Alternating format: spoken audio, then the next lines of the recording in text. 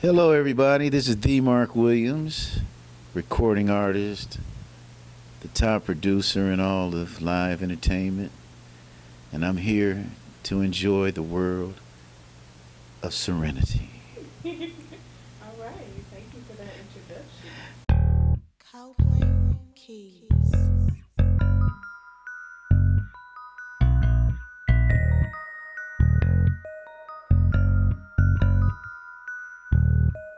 I've been doing music since I was little. When I was growing up, I had an uncle who used to wake me up in the middle of the night to entertain his friends during his card games at 2 and 3 o'clock in the morning on school nights. And when I was younger, I could sound like Jackie Wilson, Eddie Kendrick, Smokey Robinson, and a lot of people like that people liked. And then one time, the Puerto Rican guy who owned the corner store, came to play cards with my uncle, and I did it. And so every time I would come into the store, he would make me sing, and he'd give me a Coke and a bag of potato chips. Back then, that was like 25 cents, but it was the greatest thing in the world. And I'd come in there, and he always had me singing Eddie Kendricks and Smokey Robinson songs. So that's pretty much where the singing part came into play, where I figured out, my voice. And then I started getting into, as the years went on, DJing and running shows and things like that, and I started to really dig that because I always thought I was going to be Berry Gordy, so I was out trying to make other people famous, which actually happened, and I wasn't really paying attention to the singing. But as the years went by, I got the opportunity to host a lot of R&B shows with some of the greats, the Shy-Lights, the Delphonics, the Dells, and a bunch of other acts of that nature. Stylistics, main ingredient. And in hosting that, I would go out and sing with the band because the band knew a lot of songs. And so I kind of started getting a lot of response from the audience. And so I decided to get back into the singing part. And then I started writing songs again when a friend of mine was writing some songs for the soundtrack for the new SuperFly movie that came out a couple of years ago. Oh, that's my latest single right there. Hold on, y'all want to hear that? Hold on. Yeah. I have to mask up my phone because I don't want it to get COVID. Okay, I gotta answer this. What are we talking about? Yeah, how sexy I am. Well, I got sexy when I was.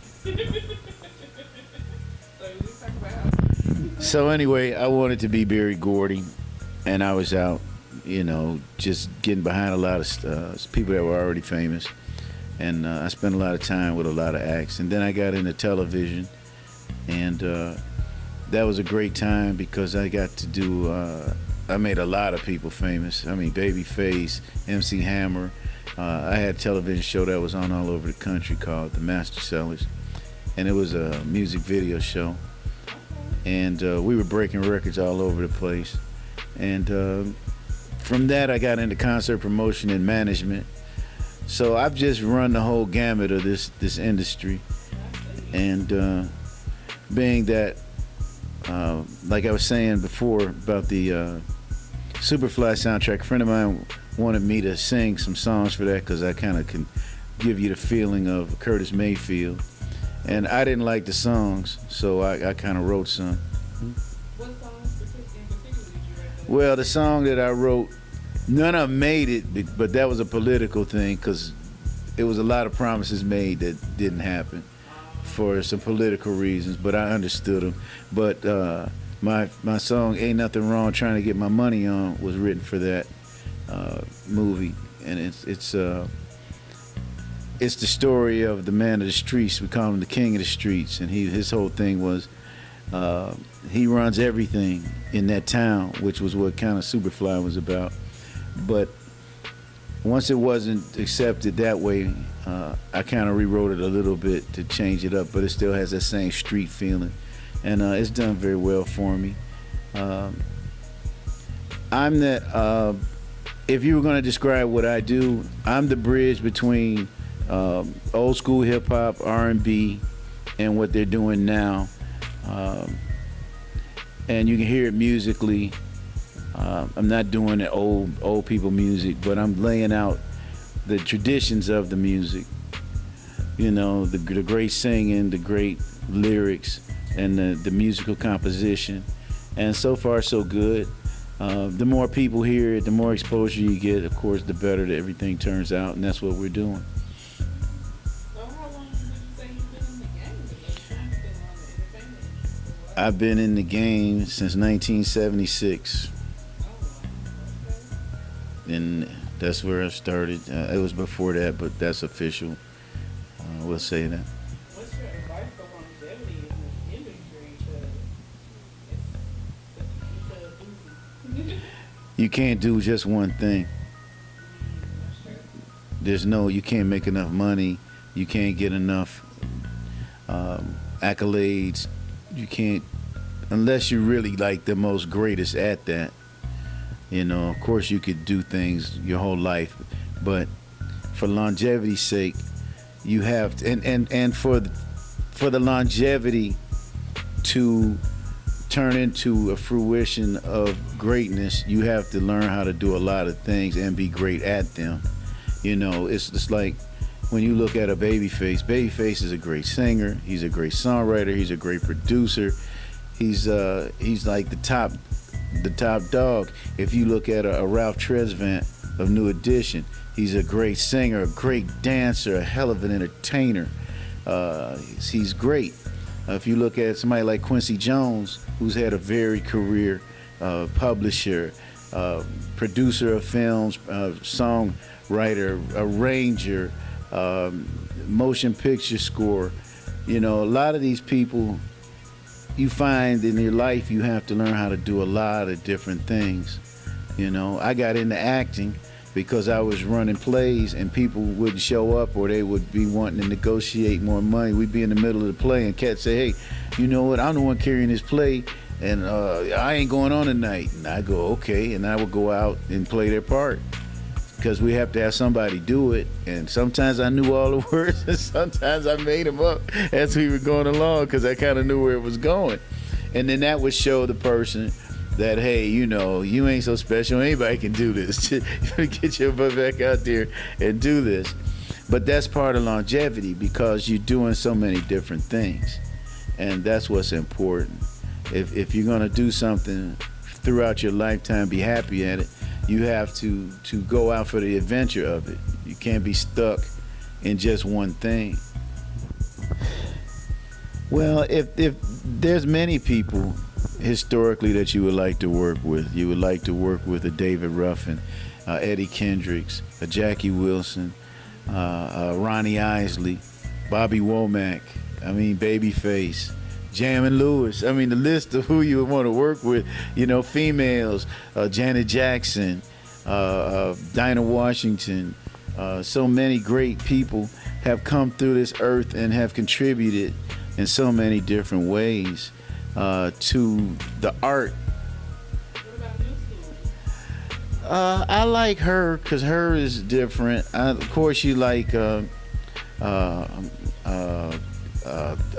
geez, Got Caught in Your Feelings. That's her single right now. She's a beautiful girl too.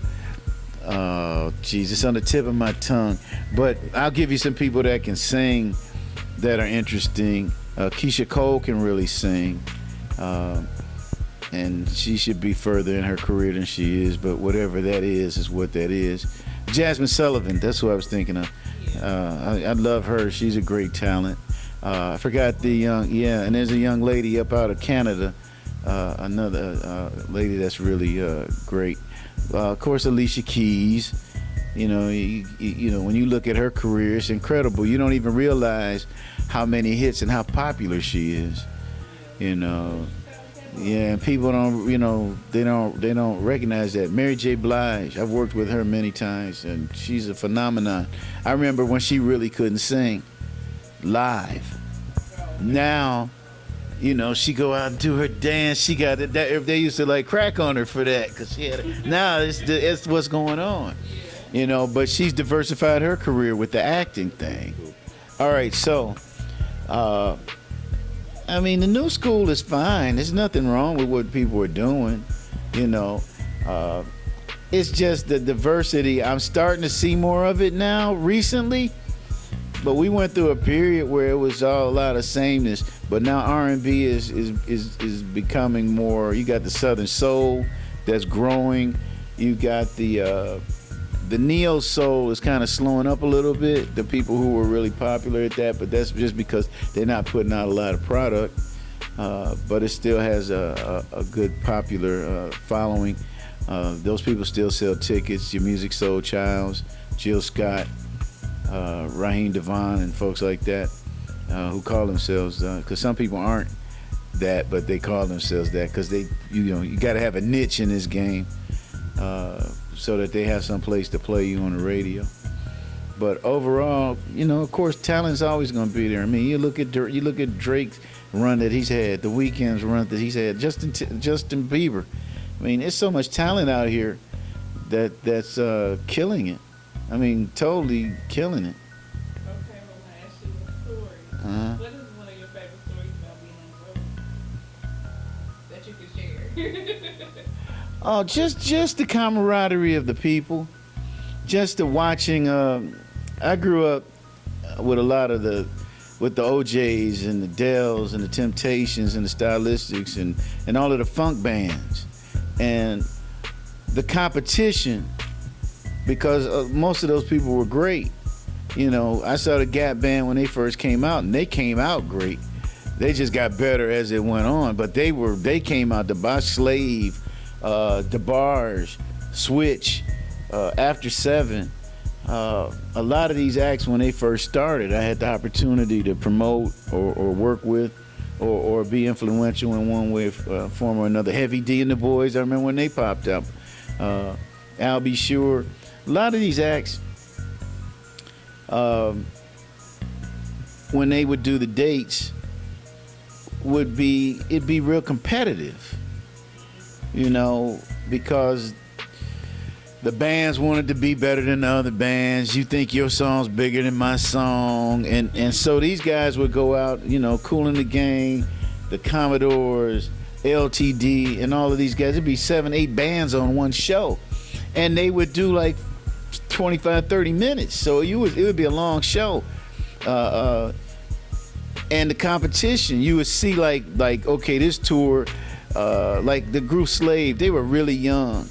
And when they came out the box, the band was just good. They were really good musicians, and they had two phenomenal people, which was Drac and Mark, and I forgot his last name right now, but the bass player and the guitar player, they were like 17 years old, and they were virtuosos in that game. So when they came out, they shocked a lot of people because their live show was so good. And so the other older bands were like a little jealous of that. So their roadies would like sabotage their stuff. And they unplugged their, back then, we didn't have all the digital stuff. You could save everything. So you do a sound check, and they would move all your stuff around, so you didn't sound like you sounded in the sound check. And then there'd be a lot of fights and stuff like that. I saw a movie where they talked about that. One Night in Miami, Yeah. They tried to say Jackie Wilson had some beef with Sam Cooke. Well, I know that they were dear friends. There was a competition because they were two of the biggest stars like ever. So there's always going to be something like that with people, just like Luther and Freddie Jackson. That was well, it wasn't a beef, it was just a competition. Luther sold more concert tickets, but Freddie Jackson did better with the records and on the charts. He was more popular that way, but Luther was the money maker on the road. People loved his live show. Well, their beef was a little different, but nobody was bigger than the Queen. Nobody, period, at all, like ever. It's just what that is, and I've seen that. Yeah. Who? Mahalia Jackson wasn't bigger than Aretha Franklin, but she was a big star in the gospel world. Nah, I'm not gonna sing because I don't sing for free. But all right. Well, since it's you, Serenity, I don't even know what I was saying for you. Let's see. Actually, none of my songs translate to singing like this.